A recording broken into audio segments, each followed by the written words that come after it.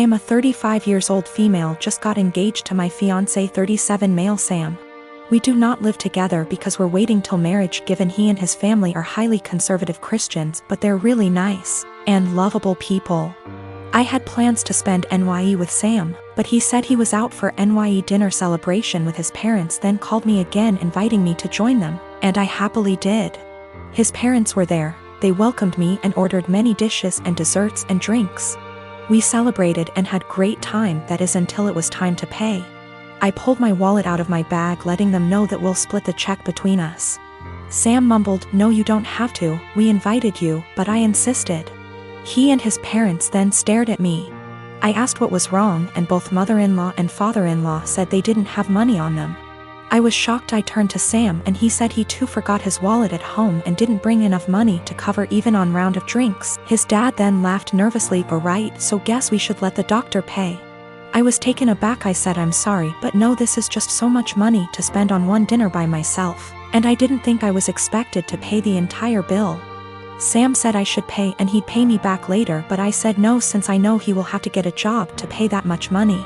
I said, "I'm sorry, but this isn't the first time I've been put in this situation by him and family, where I'm expected to rescue them after they somehow forgot their wallets and expect bothers to pay hundreds for their extravagant dinner." I told them I'll only pay for what I had and that's it. He and his parents were shocked. They started arguing about how I have the potential to pay right there and then, but I was acting as if they were strangers, not family. But that doesn't mean I'm obligated to pay. How could someone go out to a fancy restaurant, order so many dishes, desserts and drinks without bringing money? Sam begged that I just do it and call it a night, but I refused. The argument got heated, then I got up and walked out. Sam called later at 2 a.m. basically yelling that I ruined NYE celebration and made his parents suffer, because I refused to pay the entire bill. AMD instead acted selfishly and paid only for myself, after they were gracious enough to invite me.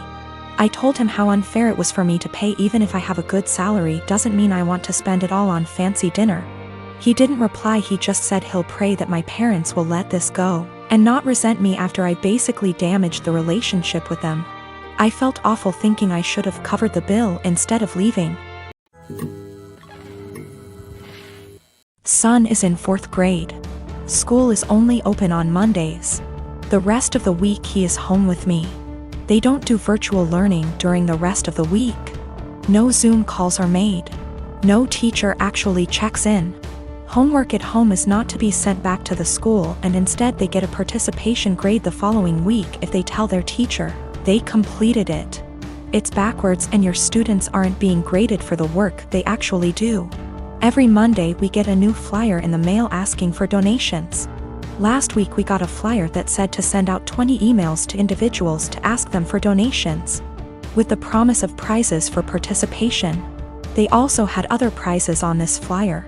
Basically, the more people who donate using your name, the bigger the prize you get.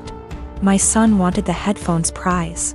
Nowhere on the flyer did it say how many donations was needed. I called the school to ask and they said 12. I sent out the 20 emails. 14 people donated. The donation list was to be emailed to the school with the student ID, and we were to pick up the prizes this past Monday. Son was losing his mind excited because he got the 12 donations needed for the headphones. We walk in and they proceed to tell me and my son that he did not qualify for the prize because in order to be eligible, you needed to get those 20 donations. Apparently the prizes for donations started counting after you received the 20. They turned damn near every student away, not just my kid.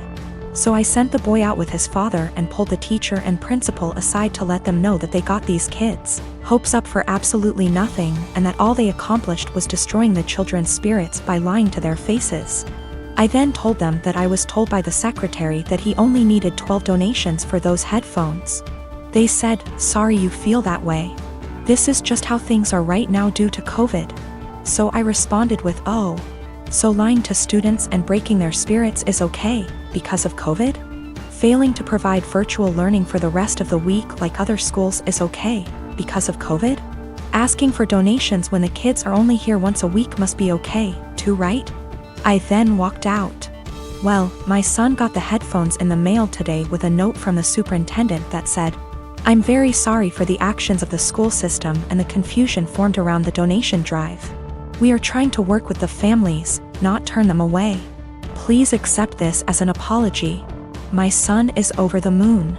My husband says that I was being a Karen and that we should have just dropped it because it teaches our son that life isn't fair, and that I now look like an helicopter parent. My boyfriend and I have been together for 2 years. He's a good heart and is normally rational, but his one issue is that he expects to accompany me in every occasion no matter how big or small. He even went with me to my ex-boyfriend's funeral after days of begging.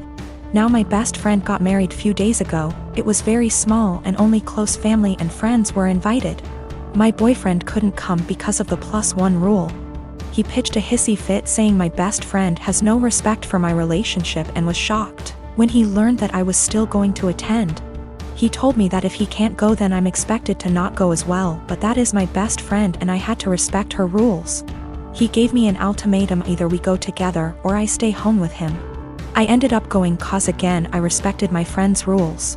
He was angry with me and kept calling the entire 2-hour drive, then stopped.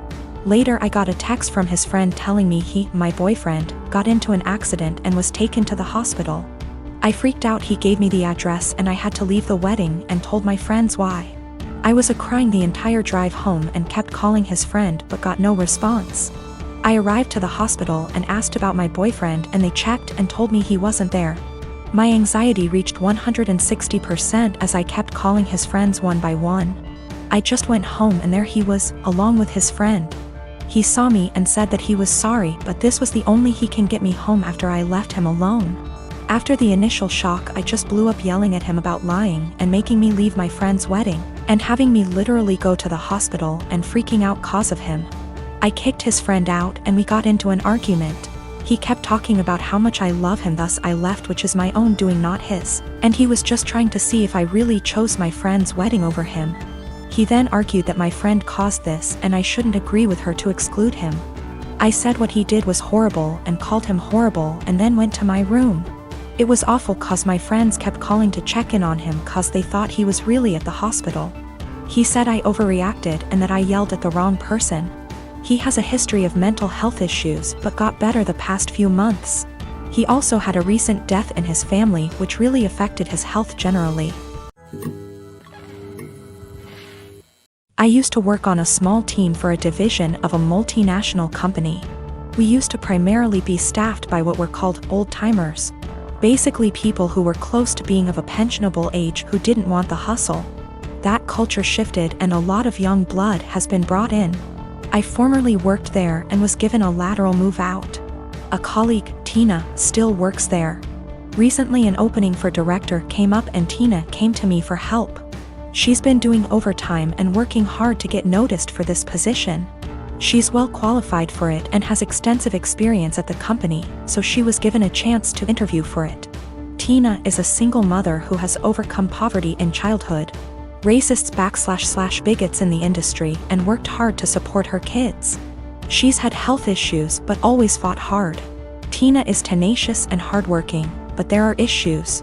She struggles in some areas, and while she'd definitely make a great director as she's contentious, kind and courteous, the role is evolving and may be a bit of a stretch.